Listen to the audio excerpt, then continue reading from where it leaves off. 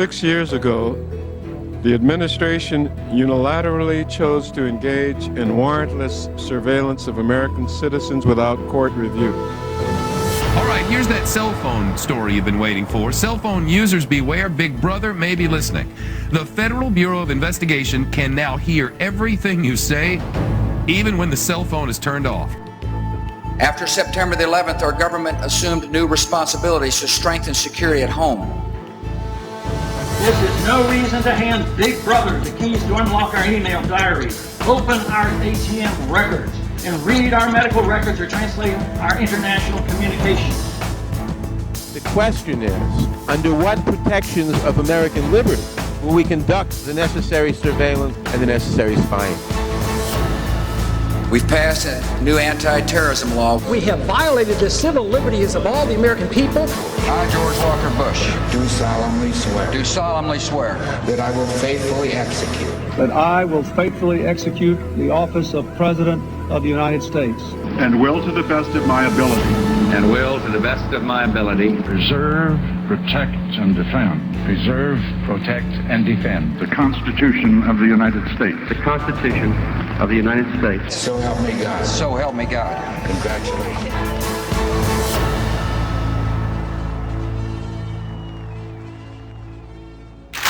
An attack on one is an attack on all.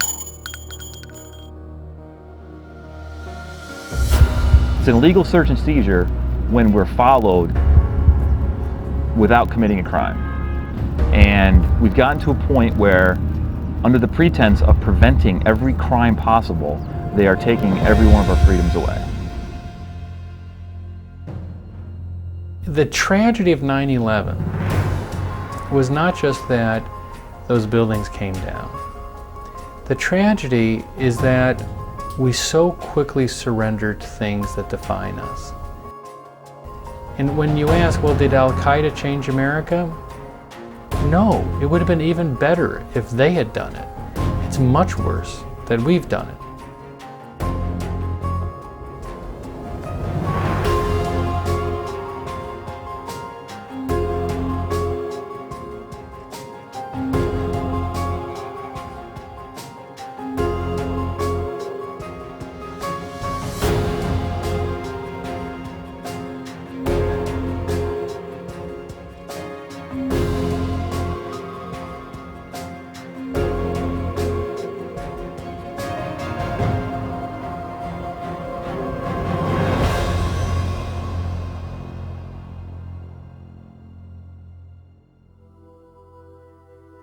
In the aftermath of 9/11, the administration scrambled to try and assert all resources possible to try and find out who was trying to kill us.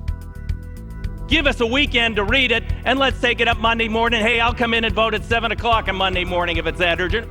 It's become common knowledge that no one in the U.S. House of Representatives read the USA Patriot Act before allowing the bill to be signed into law.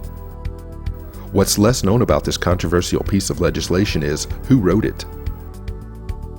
The USA Patriot Act was authored by one man, a Mr. Viet Dinh, a self-proclaimed attendant to freedom. Mr. Dinh was born in communist-controlled Saigon, Vietnam. When he was only 7 years old, his father would be arrested and placed in a re-education camp. 8 years later, the family would be reunited in the United States, the country that they now call home.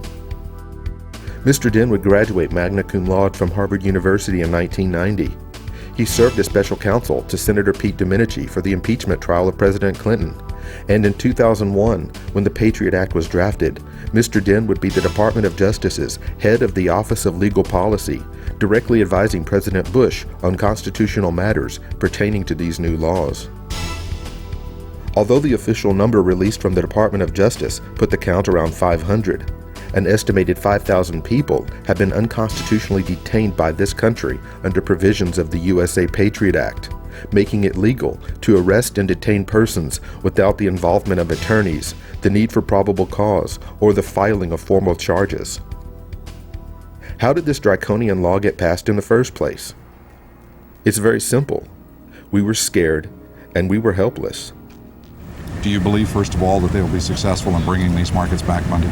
We do not have any evidence that links the anthrax case in Florida to the New York matter. Osama bin Laden may just be part of a global tentacle, that there may be many more organizations and countries involved. The USA Patriot Act encompasses 30 years of spying legislation, and not the good kind. These were laws that the Congress had declared unconstitutional for over 30 years because they violate core American principles and the Constitution. But after September 11, a helpless and frightened Congress would take the first steps in allowing Viet Dinh's USA Patriot Act to invade the lives of every single American. While it's not a crime for someone outside of Congress to author legislation, especially related to special needs, it is not proper constitutional procedure for a bill that has been hammered out with conference of both parties and in both houses to be switched in the early morning hours with a bill prepared by lawyers from the executive branch. The original Patriot Act was drafted and agreed upon by both Republicans and Democrats, and by both the House and the Senate. But at the very last minute, the original version was switched with the White House-approved Viet Dinh version of the bill. Under the cover of darkness, the president would have his substitute bill printed at 3:45 a.m., only hours before the House vote scheduled for that same morning. Out of 435 representatives, not one person would read the USA Patriot Act before voting in favor of this substitute bill. This is still warm. It just came off the Xerox machine. This isn't the bill that was adopted by a unanimous 36 vote majority of Democrats and Republicans of the Judiciary Committee. These are critical issues. This is what we're fighting for. These are our civil liberties. The question becomes, did a unanimous number of U.S. representatives violate their oath of office by blindly signing off on a 300-plus page bill they had never seen before, much less read? Frankly, these members of Congress did not hesitate to pull the trigger on civil liberties. I mean, even though Congress is in control of the Republicans, take a look at the votes. Most of these things passed with huge Democratic support.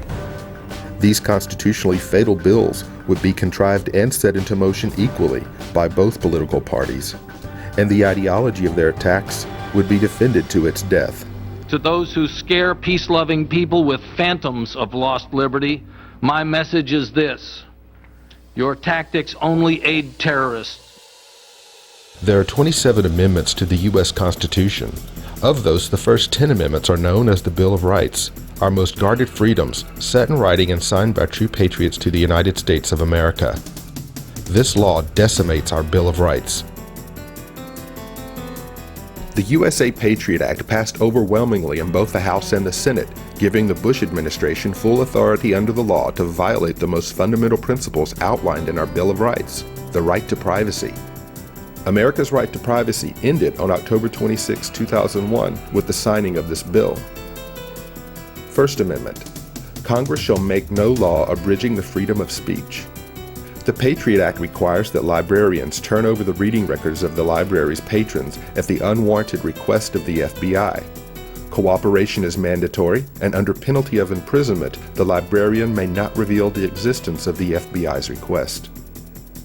What happened to our basic right to privacy if we can no longer read a book or scan the internet in this country without Big Brother taking a sneak peek over our shoulders? The terrorists know this law exists. Are we to believe that this law actually catches would-be terrorists? One of the things I think is most concerning there is when the person gets no notification.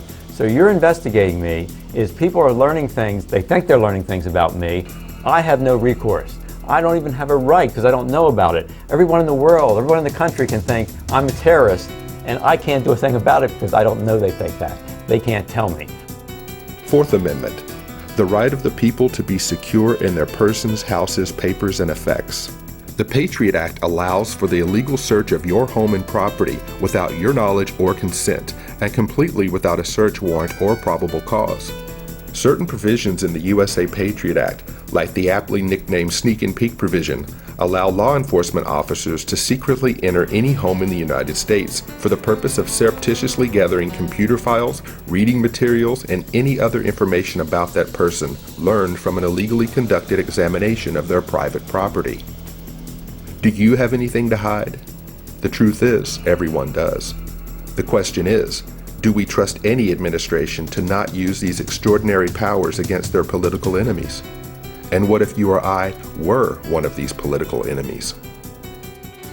All of these people on the Hill who say that they believe in strict construction and they believe in, they don't like liberal interpretations of the Constitution. Well, the Constitution here says you need probable cause for a crime. And yet they routinely ignore it. Why? Because they want to. And they think that everyone that's under FISA probably aren't very good people anyway. Well, you know what? We don't know who those people are. They could be any one of us. That's the problem. You can have an insertion team go into your house and they can scrub your computer and they can put devices on your keyboard and be out within 15 minutes. And you'll never know that you were denied one of the most precious things that define Americans, which is privacy. The Fifth Amendment guarantees that no person shall be deprived of life, liberty, or property without due process of law. The Patriot Act makes it completely legal for anyone to be incarcerated indefinitely, without the right to a lawyer, without the ability to face your accusers, without access to the courts and judges, and completely without any form of due process guaranteed in the Bill of Rights. This in effect violates the Sixth Amendment, which guarantees every person the right to a speedy and public trial, and the Eighth Amendment against cruel and unusual punishment. And if you can be incarcerated indefinitely for 1 year, 2 years, 10 years, are you not being punished? Have we not also lost our 13th Amendment, which guarantees that no one shall be punished without being properly convicted first? This is Mustafa, a 23-year-old student at the University of California, Los Angeles. For now, we're going to refer to him as Mo. This is Mo. Mo was minding his own business at a UCLA library.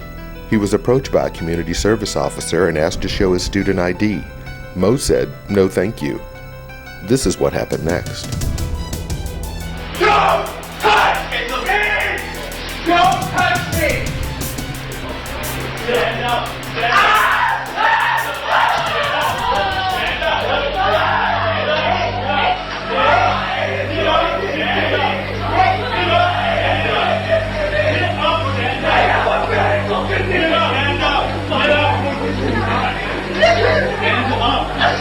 Here's your Patriot Act! Here's your fucking abuse of power! Stop fighting us! I'm not fighting you! I said I would leave!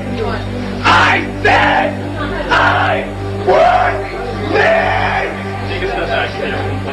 Yeah, I want their badge numbers. Yeah, he's gonna get your badge number. I like their badge numbers. I got tased for no reason. I was leaving this godforsaken place. You stopped me. You're abusing your power. You've just witnessed someone being tortured and incarcerated for refusing to show their papers to the authorities. Is this the society that we've created? A show me your papers mentality, which seems can quickly escalate into government-sanctioned torture for non-compliance to an officer's unnecessary and unwarranted request. Is it possible that the atmosphere which has been created by the USA Patriot Act has worked to embolden police officers to engage in activities that, under ordinary circumstances, would not be tolerated in the United States of America? Again, the question is asked, what happened to our basic right to privacy?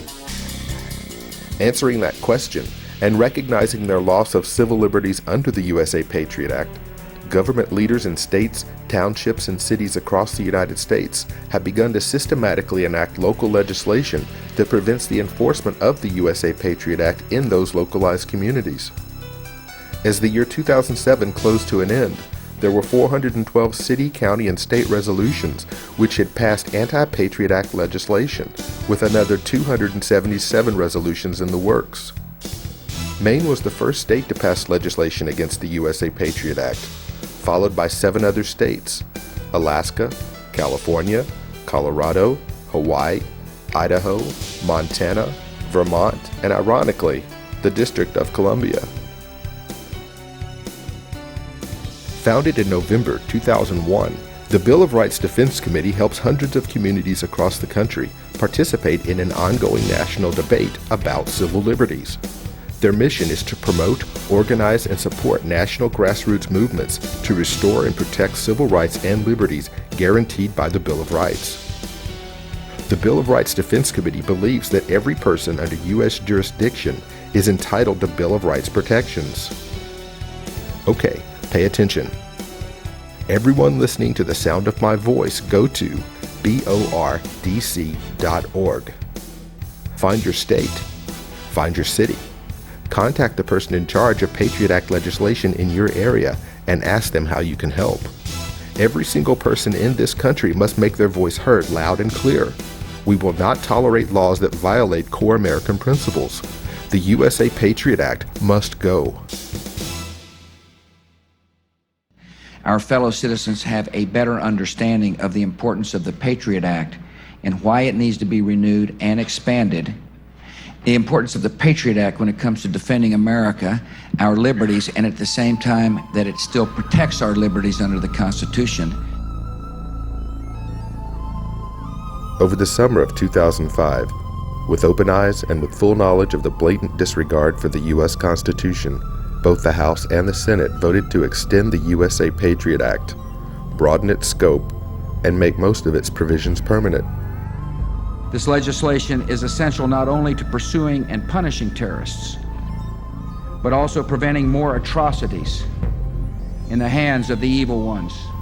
It only took 262 Republicans and 77 Democrats to kill the U.S. Bill of Rights.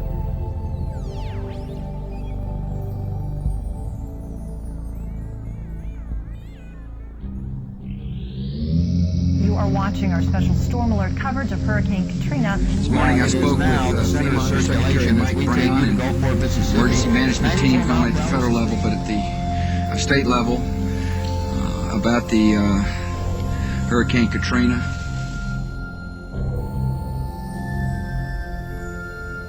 No one will be able to be armed. We will take all weapons. No one will be able to be armed. We will take all weapons. Police Department! Police Department, anyone home? All of a sudden, they were banging on the front door, the side door, and the back door. And they said, let us in. I said, it's not even loaded. And I dropped it on the floor. You got a gun, relax. Well, they punched me in the face. Relax now. Look at my black and blue marks. Look at what they did to me. At the direct orders of New Orleans Mayor Ray Nagin, the New Orleans Police Department, the National Guard, DEA, ATF, and U.S. Marshals began breaking into people's homes at gunpoint, confiscating lawfully owned firearms, and in many cases, evicting the residents from their own homes. Most Americans believe that of all their civil rights, the one that they would never have to fear losing would be their Second Amendment right to keep and bear arms.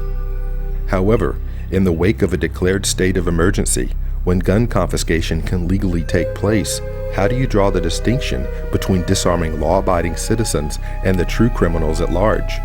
And an even better question is, how do you justify removing someone's only line of defense in a time of true crisis where ownership of a firearm may become your only way of defending you, your family, and your property from death and destruction? Over 10,000 people chose to remain in New Orleans after Hurricane Katrina struck. Their choice to stay was due primarily to the fact that large sections of the city were never completely flooded or never flooded at all. Not to mention that many of these people were born in Louisiana. These were their family homes. People with food, water, and the ability to sustain themselves chose to remain in their homes until the crisis had subsided. But for those people, the real crisis would come from their own government. And if you think that these violations of civil liberties in the United States were illegal, think again. Executive Order 10990 allows the government to take over all modes of transportation and control the highways and seaports. 10995 allows the government to seize and control the communications media. 10997 allows the government to take over all electrical power, gas, petroleum, fuels, and minerals. 10998 allows the government to seize all means of transportation, including personal cars, trucks, or vehicles of any kind. 10999 allows the government to take over all food resources and farms. Executive Order 11,000 allows the government to mobilize civilians into work brigades under government supervision. 11,001 allows the government to take over all health, education, and welfare functions. 11,002 designates the Postmaster General to operate a national registration of all persons. 11,003 allows the government to take over all airports and aircraft, including commercial aircraft. 11,004 allows the Housing and Finance Authority to relocate communities, build new housing with public funds, and designate areas to be abandoned. 11,005 allows the government to take over railroads, inland waterways, and public storage facilities. 11,921 gives the Federal Emergency Preparedness Agency the authority to take over all banking institutions in the United States. As we've just seen, there are laws on the books that make it perfectly legal for the United States government to suspend citizens' rights. However, if we look to the founding documents for guidance, we'll find that it's not our government that bestows these rights upon us in the first place. According to the founders, all of our rights are unalienable. So what does that mean? According to Webster's dictionary, the definition of unalienable is not capable of being transferred to another, or in layman's terms, non-negotiable, not to be forfeited, or birthright. How much plainer can it possibly be? Our founding documents tell us that these rights cannot be transferred or taken away by anyone, not by any person, not by any government. So if the government passes laws that violate the Constitution, how can they enforce those bad laws? It's very simple. We let them do it.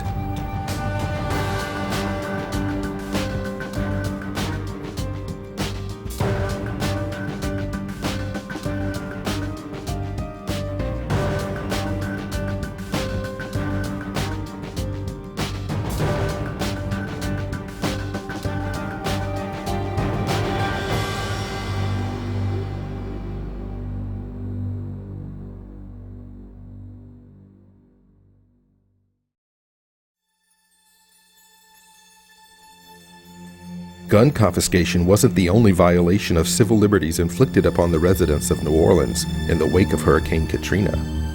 One of the last escape routes from the city was this bridge, leading from New Orleans to the city of Gretna. Hundreds, if not thousands of displaced residents were instructed by National Guard forces to cross this bridge where buses were waiting to take them to safety. But Gretna Police Chief Arthur S. Lawson Jr. had other plans for escaping victims. Shoot at them. Yes, you heard correctly. Police Chief Lawson made the decision to set up a human blockade of armed officers to turn back fleeing refugees by firing warning shots into or near the escaping crowd, causing them to scatter and flee back into the city from which they were trying to escape. So first they take your guns, then they start shooting at you. Would it make any difference to you to know that the majority of people trying to cross the Gretna Bridge were African Americans? No justice! No peace! Get the police off my street! One more time, no justice! No peace! Get the police off my street! No justice! No peace! Get the police off my street! No peace! Get the police off my street! Another potential violation of the Constitution in the Katrina matter is the stationing of active U.S. troops throughout the city of New Orleans.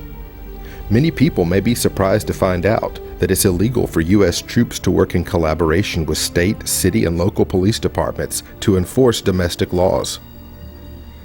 This law, known as the Posse Comitatus Act, was passed on June 16, 1878, and was designed to prohibit federal military personnel and units from the United States National Guard under federal authority from acting in a law enforcement capacity within the United States, except where expressly authorized by the U.S. Congress.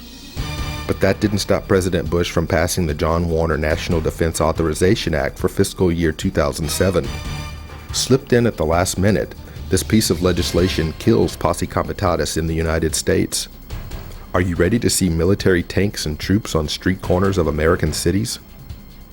The law also facilitates militarized police roundups and detention of protesters. It also permits for the detention of so-called illegal aliens, potential terrorists, and other undesirables in facilities already contracted for and under construction by Halliburton.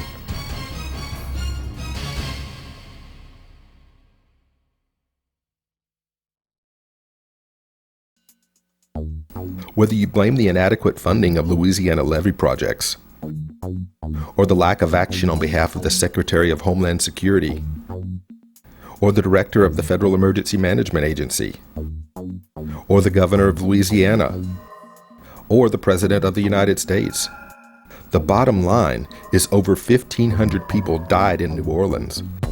The civil liberties of all the citizens of a major metropolitan city were trampled upon by restricting their movement and confiscating their lawfully owned firearms. And thanks to the John Warner Act, the President of the United States now holds solely in his hands the power to put U.S. troops in U.S. cities for any reason he deems as a public emergency, and for the express purpose of suppressing public disorder. And speaking to the topic of suppressing public disorder, clergy response teams were employed in the aftermath of the New Orleans disaster. The first directive that these pastors were mandated to preach to their congregations was a passage from Christian scriptures, Romans 13.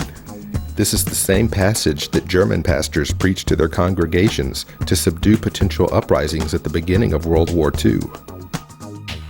Romans 13 states, "Everyone must submit himself to the governing authorities, for there is no authority except that which God has established." There can be no doubt that the founders of this country were overwhelmingly influenced by the teachings found in Scripture. And as a result, those philosophies profoundly influenced our founding documents and laws. Okay, I'll go with that. The United States was founded in the name of God. But please keep in mind that that was over 200 years ago. The shape of the U.S. political system has been manipulated to serve corporate needs and corporate interest over the will of the people. I seriously doubt that a man who calls the U.S. Constitution a goddamn piece of paper has our best interest in mind. Perhaps the question we should be asking before we voluntarily submit to any government is, which God does this government serve?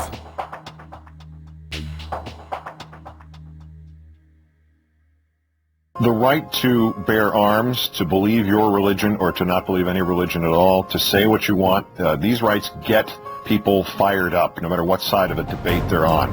Is not habeas corpus essential to all of them? You don't have that, no matter what the Second Amendment says? That's right. Actually, habeas corpus, all those rights are meaningless because it's habeas corpus that allows you to get to a court who can hear your complaint. Step by step by step. You start off with little steps. Each thing that happens, you start to accept more and more. And if you look at history and you look at other countries, you see that. If you start off with Adolf Hitler, he didn't announce, you don't have any rights today. It was, you have rights, but then there was a little erosion, a little more, a little more. Once a right has been eroded, it makes it easier to go to the second and third step. And that's why I think it's important from the very beginning to resist it.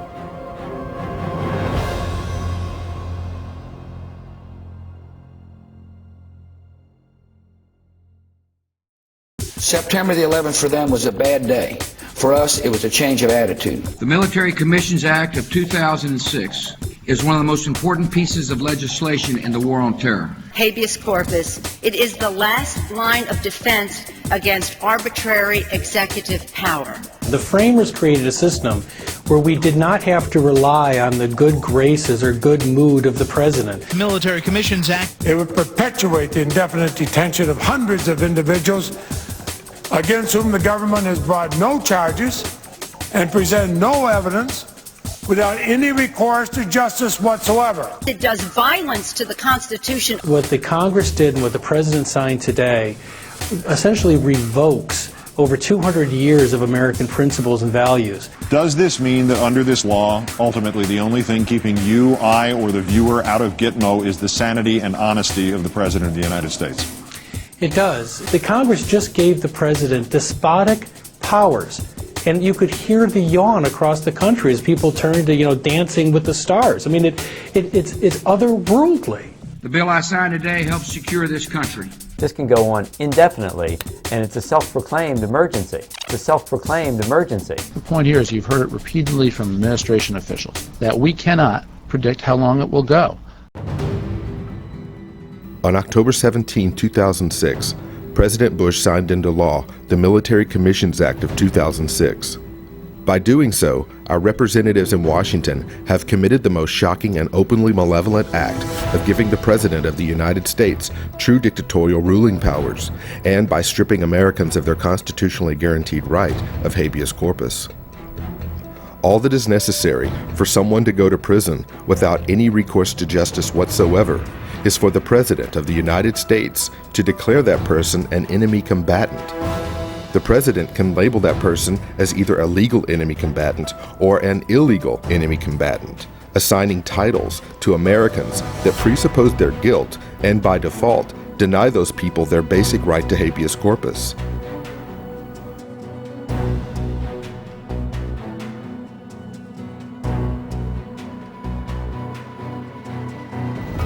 Adopted in 1787, the U.S. Constitution specifically states that the privilege of the writ of habeas corpus shall not be suspended unless when in cases of rebellion or invasion the public safety may require it. So what is habeas corpus? Habeas corpus is actually Latin for "you have the body."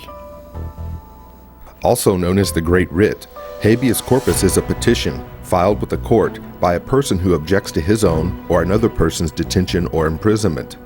But it's more than that. In family law, habeas corpus allows children who've been wrongly removed from a parent or a guardian to be returned to that parent or guardian. If you go to jail for any reason, habeas corpus is your get-out-of-jail-free card. It prevents jurors from being imprisoned for returning a verdict that the presiding judge may disagree with. And up until October 2006, it prevented the President of the United States from being able to secretly lock up anyone and throw away the key on his sole authority. Vested with the power to remove any citizen's right of habeas corpus, the President of the United States arguably has more power now than the King of England did at the time of our revolution in 1776. I disagree with your assertion of unchecked power. If this were a dictatorship, it'd be a heck of a lot easier. Just so long as I'm the dictator. Well, when the president does it, that means that it is not illegal. No one, no president, should ever be given the power to call someone an enemy combatant, make a phone call, and have that person locked up until further notice. So what gave the president the notion that he could do this in the first place? On the authority of one man, Attorney General Alberto Gonzales, the President of the United States, twists words and redefines them to his own executive benefit.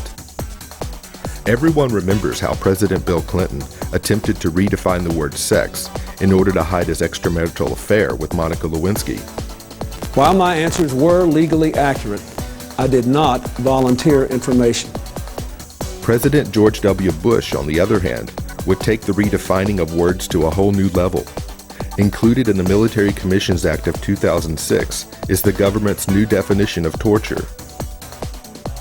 We were using techniques like isolation, sleep deprivation, inducing hypothermia, using military working dogs.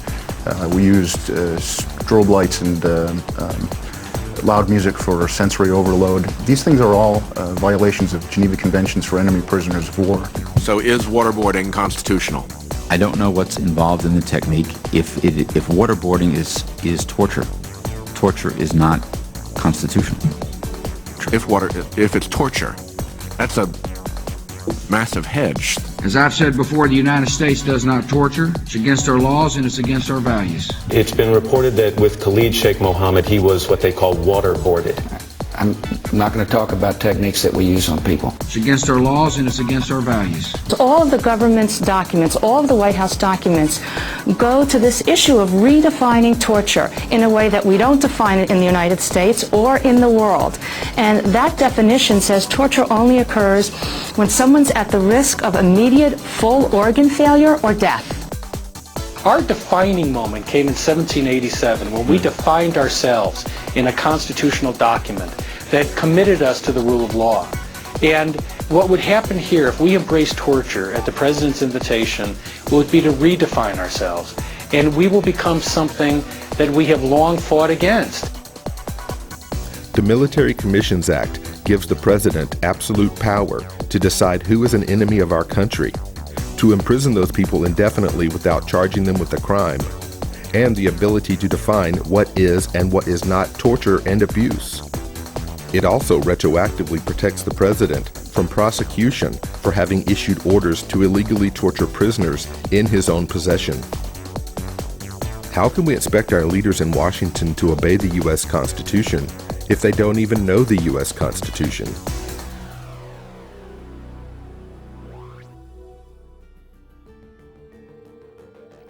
On January 8, 2007, during a Senate Judiciary Committee hearing, Attorney General Alberto Gonzales, when questioned by Senator Arlen Specter, made this self-revealing comment about the U.S. Constitution. The fact that the Constitution, again, there's no express grant of habeas in the Constitution. There's a prohibition against taking it away.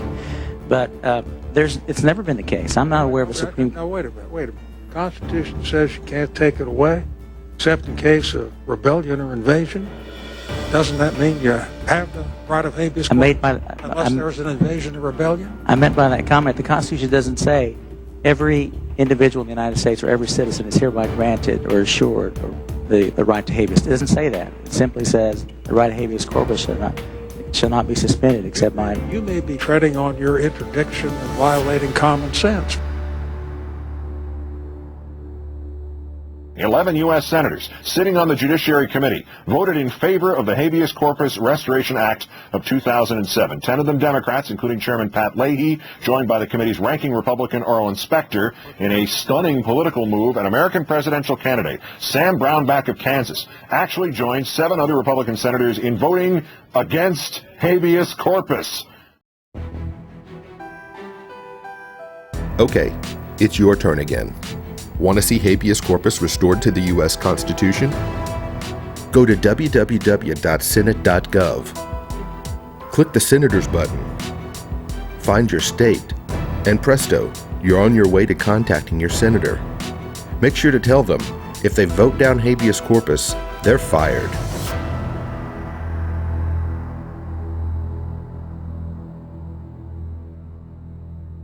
In April of 2007, Representative Jane Harman introduced one of the most terrifying bills ever to make its way onto the House floor.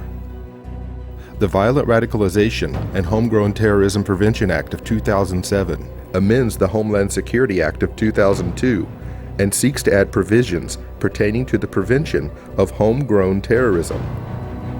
The bill's focal point is centered on terrorism by individuals born, raised, or based and operating primarily in the United States. H.R. 1955 specifically targets the civilian population of the United States and makes having certain thoughts a crime.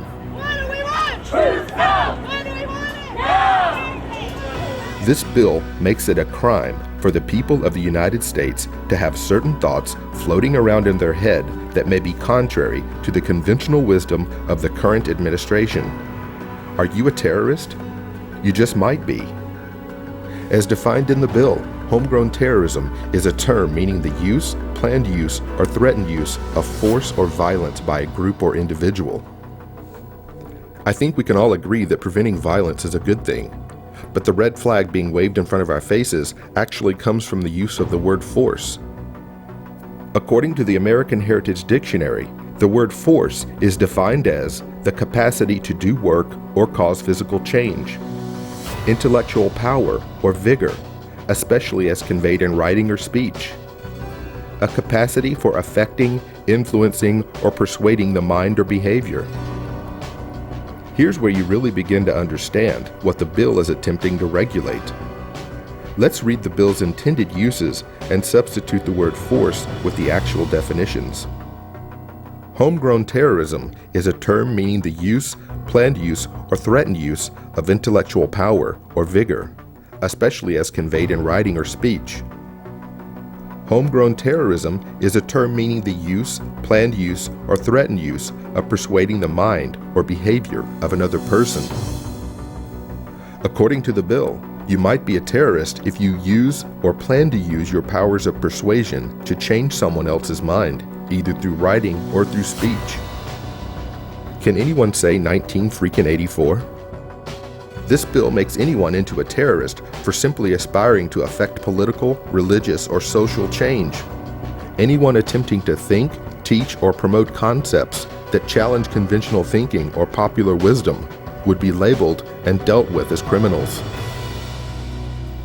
My question for our legislators is who gets to decide what's a thought crime? Will the definition of thought crimes change from administration to administration? Will the people of this country be sentenced to death or merely imprisoned for questioning the conduct of their leaders in Washington? If signed into law, this piece of legislation will single-handedly strip Americans of the most essential birthright that we have, the freedom of conscious thought. The very foundation upon which our First Amendment is grounded is being uprooted at the core. H.R. 1955 sets the stage for the outlawing of protest of any kind in the United States and seeks to criminalize the very conception of thought itself. Any piece of legislation that seeks to invade and regulate the thoughts of the people of the United States needs to be booted out the front door of the Capitol building along with the person who introduced it. If you agree that your brain belongs to you, please join us in contacting the House of Representatives and voicing your opinion. Go to www.house.gov. Just enter your zip code and click Go to find your representative. Make sure to tell them that you oppose H.R. 1955, and the next time you see Representative Jane Harmon, please tell her she's fired.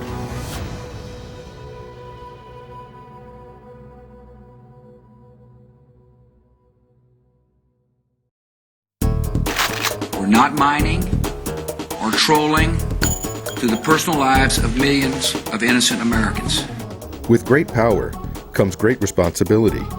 In Chicago, on July 21, 1944, Missouri Senator Harry Truman was tapped on the floor of the Democratic National Convention to join FDR as vice presidential running mate. 3.5 years into World War II, the duo was elected.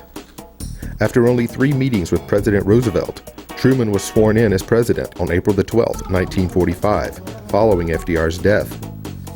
The independent Missouri native had virtually no foreign intelligence experience and had not even been briefed on the government's Manhattan Project, the creation of the atomic bomb. Within weeks, however, the gentleman farmer, Truman, had his finger on the proverbial button, launching the first nuclear attack in history. As the atomic presidency unfolded, Truman utilized supreme control over a nation's power structure when he oversaw the creation of the United Nations, the CIA, the National Security Council, and eventually what would become the National Security Agency. The NSA, or no such agency, was totally secret when Truman signed the order in 1952. The NSA has since grown to be the premier super-snooping intelligence agency in the world. The agency does not engage in wiretapping, so to speak, where you think of one person listening to a specific phone conversation. Au contraire, the NSA collects signals intelligence, or SIGINT. Basically, the NSA intercepts entire streams of electronic communications containing millions of phone calls, electronic communications, and emails, then runs all of the intercepts through very powerful computers and past very intelligent data analyzers. The NSA is one of the most secret and most secretive assets in the United States intelligence community. Housed at Fort Meade, Maryland, inside the Beltway, just minutes from Washington, D.C., is the NSA's Crypto City, which houses the nation's largest collection of the most powerful computers, the top tier of computer scientists, advanced mathematicians, and the best language experts in the world. This massive complex has unimaginable capabilities, literally vacuuming up millions of calls, compiling databases and phone calls and internet traffic. This spy agency was created by Truman in 1952 to gather foreign intelligence, but by the summer of love, they had acknowledged spying on domestic citizens, including civil rights leaders and peace activists. The NSA shared the information with its consumers, the FBI, the CIA, the Secret Service, and by 1969 saw Nixon use the Minaret program to produce a domestic watch list of 600 known and evidenced American citizens whose communications were monitored. The Bureau of Narcotics and Dangerous Drugs and the Office of the Narcotics Coordinator, predecessor of the DEA, received NSA intercepts which included New York City's Grand Central Station's payphones. After Watergate and growing concerns of illegal executive spying on citizens, the Pike and Church committees in Congress attempted to reel in spying on Americans.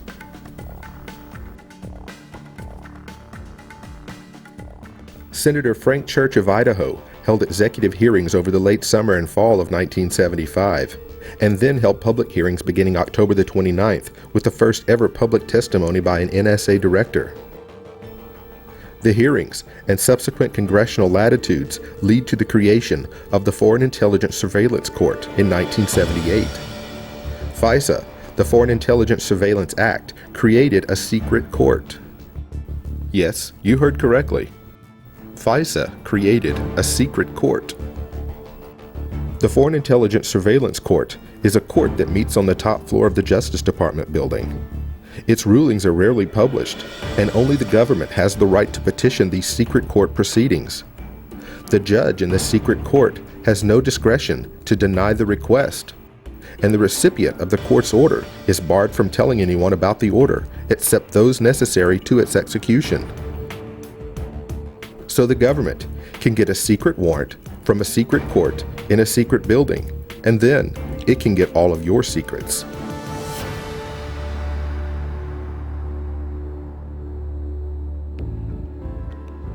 Although the information is entirely secret, intelligence experts put the NSA on par with a Fortune 500 company.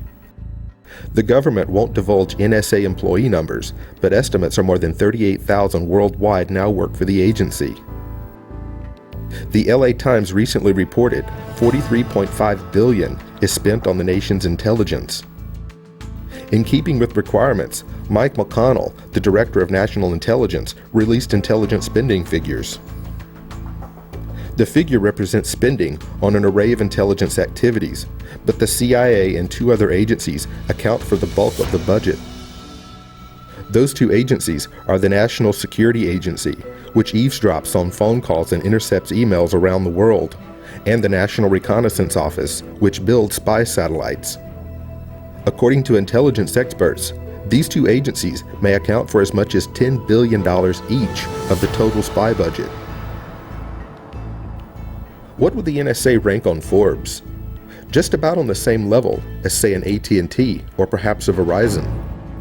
You see, the NSA and one of its intelligence consumers, the FBI, have teamed up with these two major telecommunications corporations to spy on American citizens.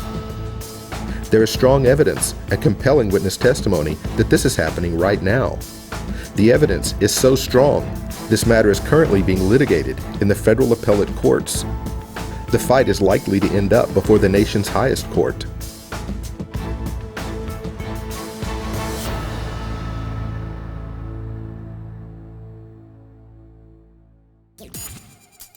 I'm not going to comment on the article that appeared in USA Today yesterday.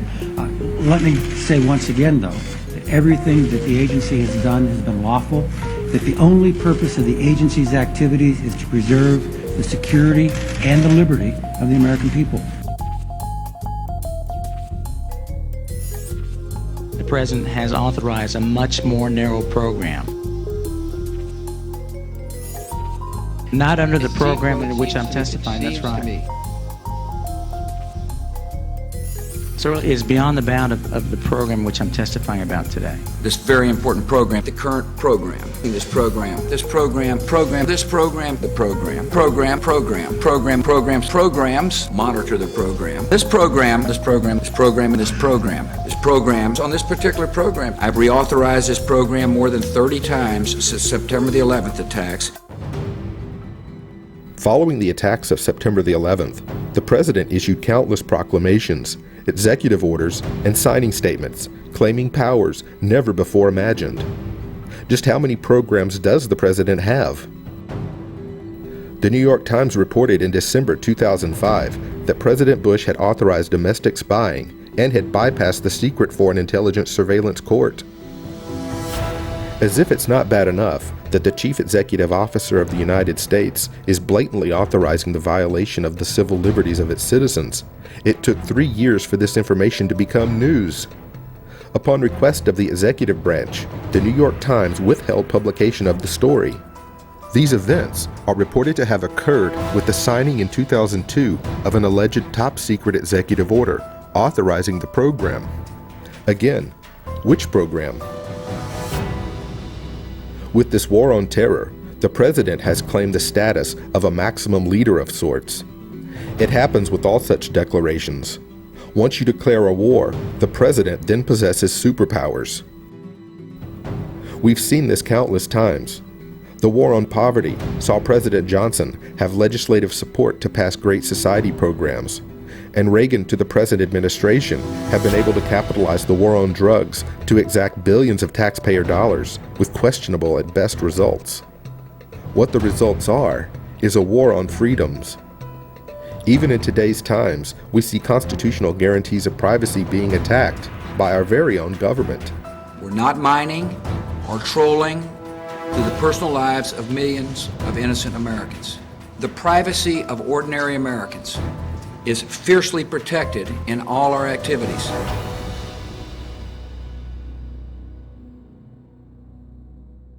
I was the one who brought forward some internal documents from AT&T which demonstrate an illegal installation, which I know from first-hand experience because I worked in that office. An installation that was installed at the behest of the National Security Agency, and its purpose was to tap into the prime internet cable track communications in San Francisco. And so they're basically tapping into the entire internet. To perform what they say they want to do, which is look at international traffic, none of this makes any sense. These installations only make sense if they're doing a huge, massive domestic dragnet on everybody in the United States. In 1886, Supreme Court Justice Joseph P. Bradley, delivering the opinion of the court, said this: "It is not the breaking of his doors and the rummaging of his drawers that constitutes the essence of the offense, but it is the invasion of his indefeasible right of personal security, personal liberty, and private property." As evidenced, the Supreme Court recognizes an individual's right to privacy, but what does the word privacy actually mean? The American Heritage Dictionary defines privacy as the condition of being secluded from the presence or view of others, the state of being concealed, secrecy. So when we think of privacy, what we really mean is the right to be concealed, or the right to secrecy. According to a recent Associated Press story on Donald Kerr, the principal director of national intelligence said there was a new definition of privacy. Privacy can no longer mean anonymity. It should mean that government and businesses properly safeguard people's private communications and financial information. So if privacy can no longer mean anonymity, maybe we need to take a closer look at the meaning of the word anonymity. According to the American Heritage Dictionary, anonymity means the quality or state of being unknown or unacknowledged. Okay, let's put all of those words together. The term right to privacy really means the birthright of being concealed. Concealed from, yes, you guessed it, concealed from our federal government. But that's exactly what the principal director of national intelligence is asking the American people to throw away. We're being told that we must abandon our supreme right of being concealed and unmonitored by our government.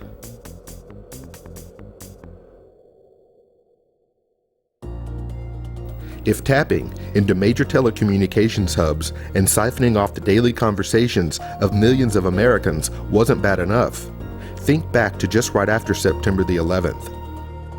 The president asked for these extraordinary spying powers in order to prevent future attacks on the homeland. But what we didn't know then is that the Bush administration had already begun spying on Americans 7 months prior to the September 11th attacks.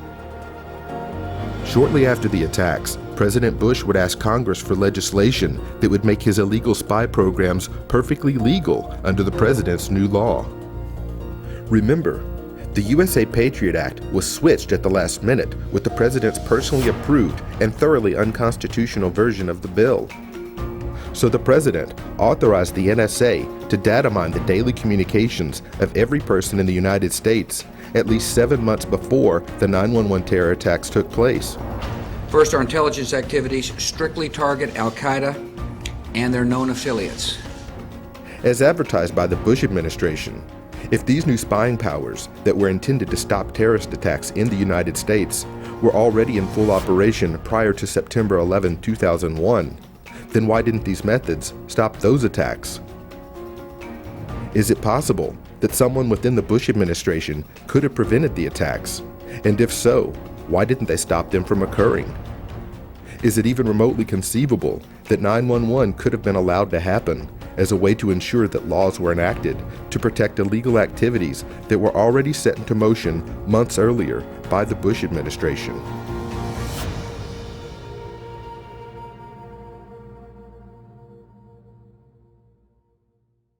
I have never, ever seen a Congress that seems so out of touch with its voters on both sides. They are now routinely ignoring the views of who they represent, and that includes Republicans. They've convinced Republicans and Democrats that they have literally no choice but to vote for their party. Whether they feel betrayed or not, they constantly say, who are you going to vote for? A Republican? Or are you going to vote for a Democrat? And so we find ourselves in the sort of throes of this red state, blue state paradigm, and there's no escape. And that's the reason there's this disconnect, because they have a monopoly over the political system. Why should we fire Congress? Because they use the Constitution of the United States as a scrap of paper. They swear an oath to follow it, and then they reject it. That was their employment document. They haven't followed it. Congressmen, senators, you're fired. Washington, you're fired! Washington, you're fired. Washington, D.C., you're fired. I work with Republicans and Democrats to get things done.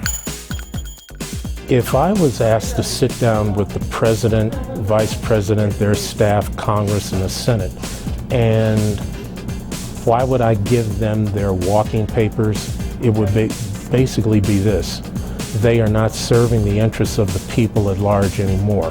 When the Founding Fathers created the country, they didn't start with the Constitution. They finished with the Constitution. They started with the change. They started with getting the people in power who were causing problems out of power. The founders of this country weren't particularly interested in political parties. They called them the factions, and they thought they would be the destruction of the country. Firstly, I would get rid of every lobbyist in these United States. No more lobbyists. We have got to hold Congress' feet to the fire. They are the only government entity authorized to declare war on another nation. I don't know why we're there. I think it's a lie. It has nothing to do with 9/11.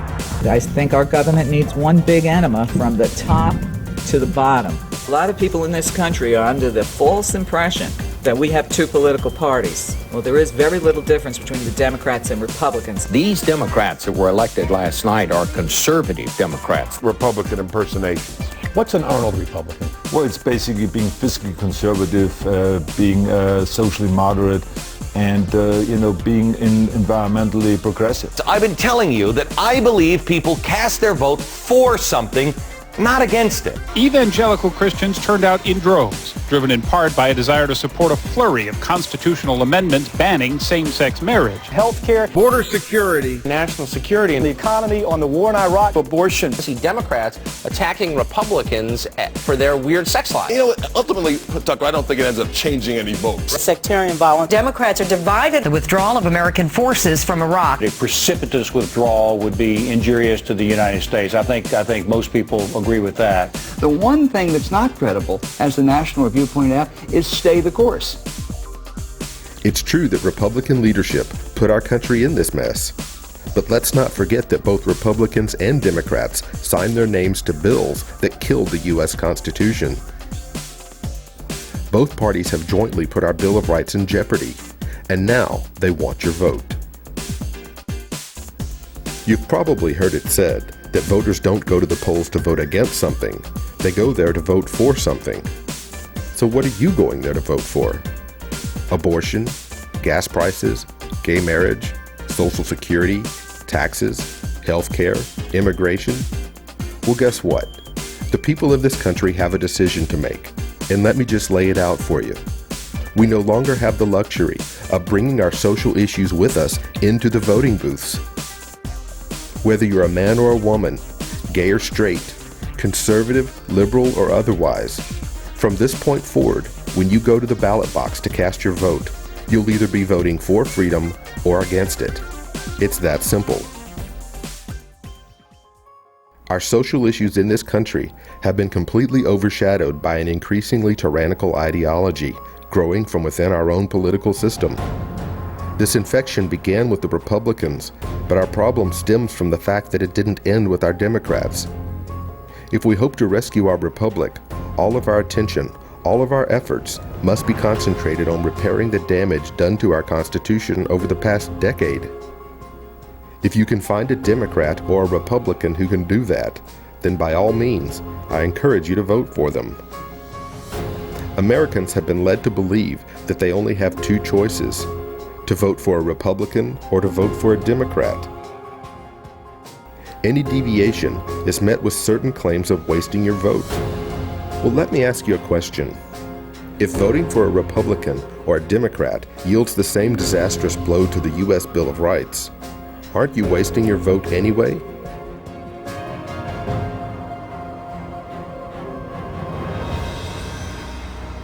We need leaders who will observe the rule of law and leave all of the interpretations to the judiciary branch of our government. This country needs men and women who will put the rights of the sovereign people over the privileges of corporations and power grabs by presidents. We must have political candidates who will stand before the American people and pledge that they will go to Washington and fight for the restoration of our civil liberties.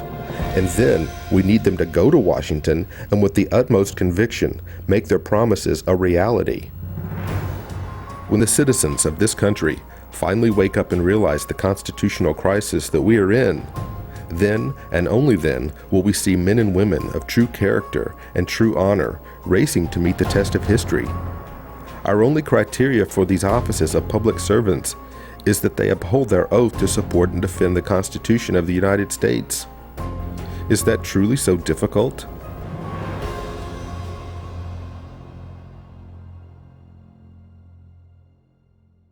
Run for office. We live in a representative government. Attorneys do not represent us. Big businessmen do not represent the people. The people represent the people. Construction workers represent the people. Small businesses, mom and pop stores, those represent the people. If you don't think you're qualified, are you one of the people? If you're the people, you can represent the people. Our elected officials are not representative of us. I don't want to see elected officials in suits and ties who know somebody who can get them tickets to the Redskins game. I want an elected official who is my neighbor. I want people in government who are making decisions as a job, in addition to the fact that they're a citizen in their neighborhood. They volunteer in their communities. They are they're friends and family. That's who you should be electing to Congress, not professional politicians. I also volunteer for Ed Perlmutter, who is running for Congress from my district.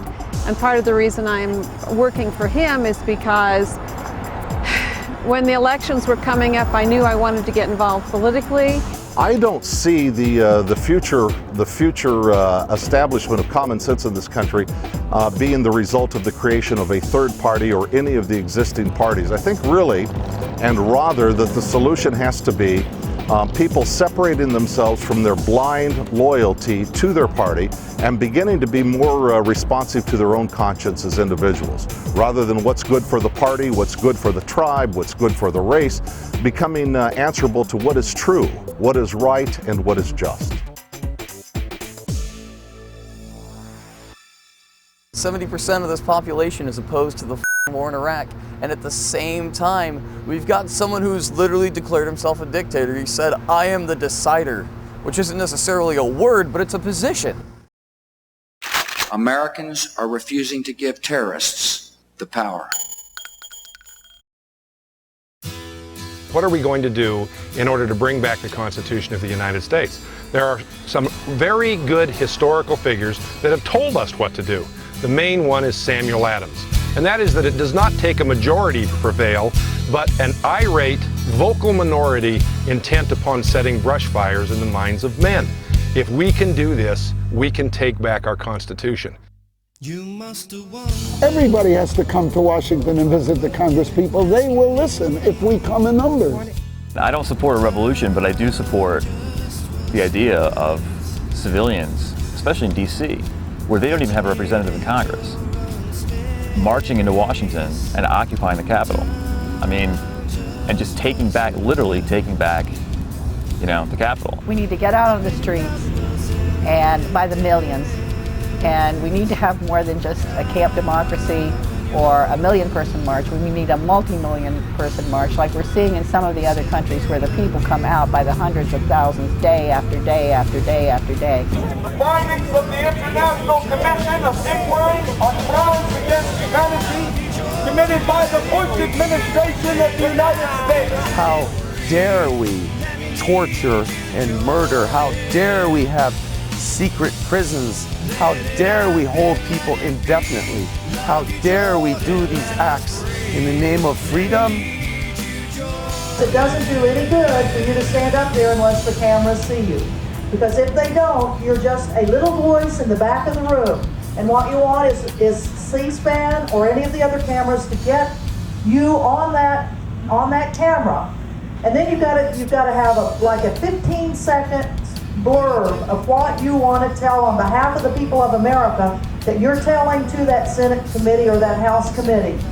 You'll have about 15 seconds before one of the police officers in the room comes over to you, and actually they don't run. They give protesters plenty of time because it's almost like they want to hear what you have to say. And sometimes you run out of things to say. The first time I did it, it was like, oh God, where's the policeman? I need him now because I've run out of things to say. Everyone must come to Washington. And whatever you do, don't run out of things to say. Washington, you're fired! The Democrats took back the House in 2006. We have taken impeachment off the table. Americans were expecting a change in Washington, but they didn't get one. And now it's time to demand change. You can do that. We can do that. Whatever your cause, whatever your issues may be, there is a place for you in our political system. I'm going to say this very slowly. Run for office. I'm Joshua Hansen, I'm 26 and I'm running for Congress in District 3 of Nevada. I got into all this craziness because I love my country and someone's got to do something about it. Are you one of those people who can do something about it? You can start by running for your local city council, or if you're more ambitious, think governor, think senator. And for those with a particular disdain for the life of a politician, my suggestion to you is find local groups and national organizations that you feel comfortable associating with. Here's just a few suggestions. Civilrights.org, the Center for Constitutional Rights, Not in Our Name, the Declaration of Peace, and the Bill of Rights Defense Committee. These websites maximize the power of the internet by bringing people together from all over the country. You use the internet to enable you to meet a wider group of people. and to meet people in different areas that you wouldn't normally come into contact with, and that can enrich your life and help affect change. The internet is what brought this demonstration together today. Another very good place to start is by working with your local and city government to ensure that your rights are protected from the USA Patriot Act. You have to be the one to initiate the phone call. You have to be the one who attends the meetings, and you have to be the one who educates them. So does everyone have that?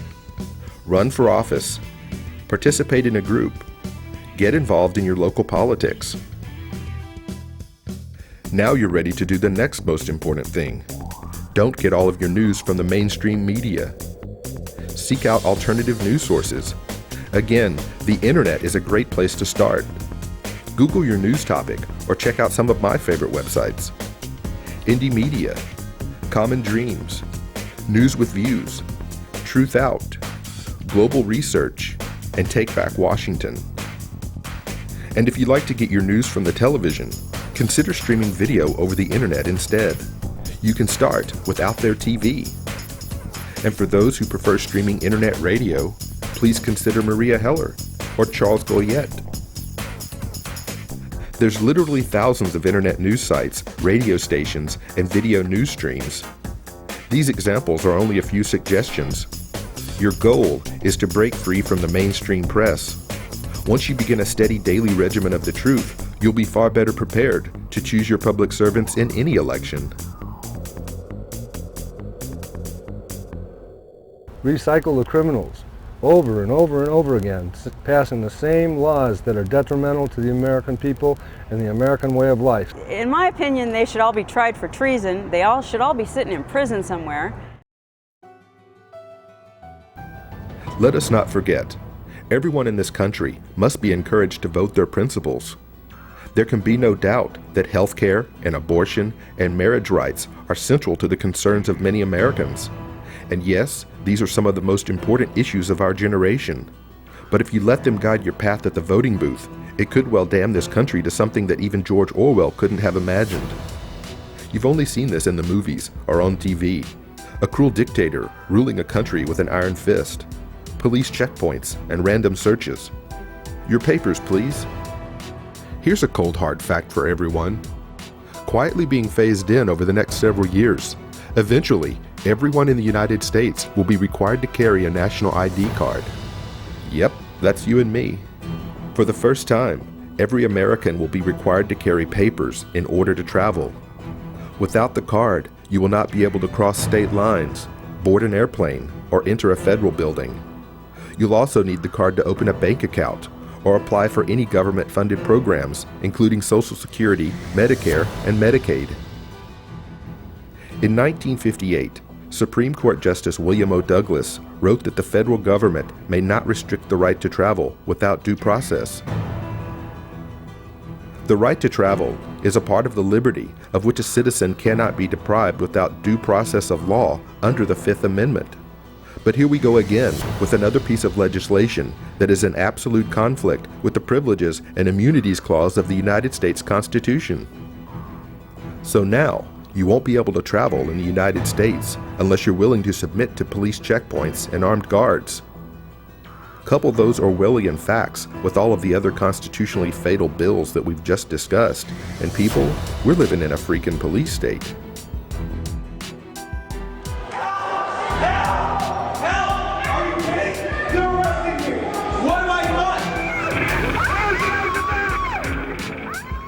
All of the lawlessness of Washington aside, if you pass bills that render the U.S. Constitution a worthless piece of paper, then your place is not in Washington, D.C.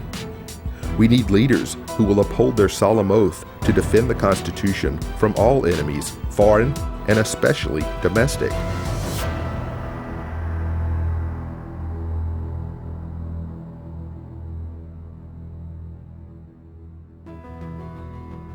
Fear is a wonderful thing to a politician, because when people are afraid of someone else, then they're not thinking about electing anyone else.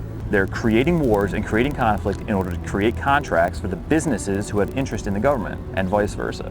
So they're laundering our money and we're letting them do it. The troops stationed in 150 countries around the world are not protecting the American people. They're protecting the financial interests of multinational corporations and banks. We can do peace as well as we can do war. We need to get away. We need to be done with it. George Bush has dragged this flag through the sewer too many times.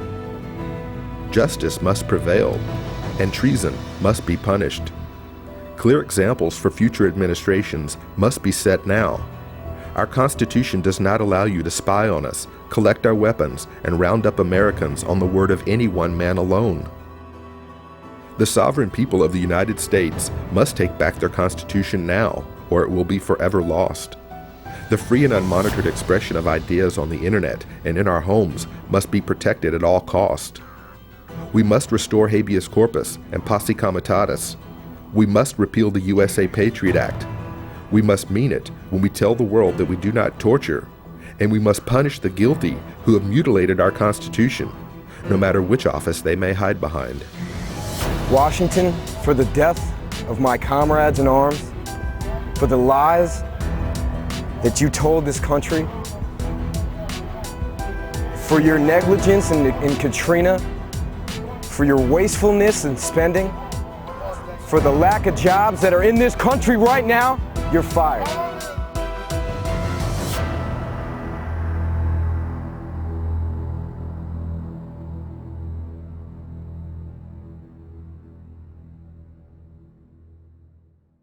Too many people in America fear their government, and the government is being run by too many powerful agencies like the IRS and others. I think it's time the people take the country back through their representative government.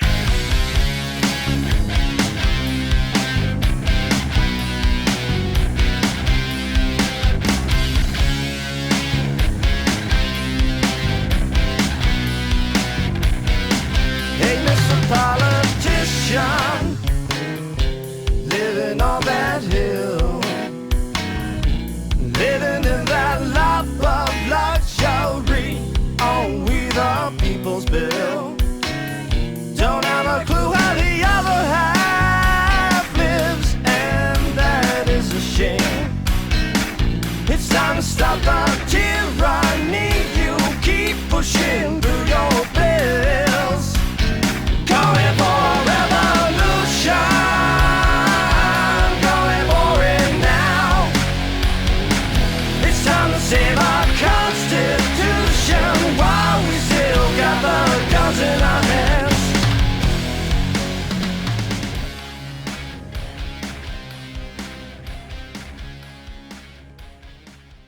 You want to talk about war crimes? This guy knows all about war crimes.